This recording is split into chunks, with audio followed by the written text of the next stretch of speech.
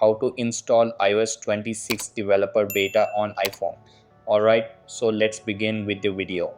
As you can see, the iOS 26 beta is available right now and you will get this version updated anytime. You need 9.49 GB of space for installing it. How will you get this beta version on your iOS device? In this video, I will show you. First, you need to go to your browser and search for developer.apple.com.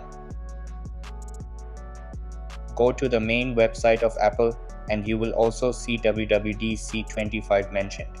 You can also check it on Apple's official website. Don't go to any other website, only use Apple's main website. Once you're there, click on the two lines at the top and you will see an option called Account. Click on it. Now you need to enroll for the iOS 26 beta version. After enrolling, you will receive the update to your account where you can update easily. You will get this kind of interface and now you need to click on Create your Apple account. After clicking on it, a new page will appear. As you can see, it's loading. Here you need to create a new Apple account for your iOS device. Just fill in the required information and click on Continue.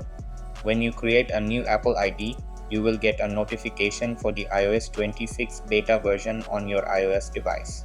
To install it, go to your device's settings and there you will find the option General.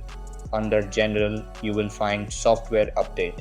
Click on it and you will see both iOS 26 beta and iOS 26 official version updates available. You can easily install it on your iOS device and start enjoying iOS 26 features. So that's basically how you can install iOS 26 developer beta on iPhone.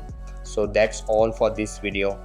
Consider subscribing if you find it helpful, and I'll catch you in the next one. Thanks.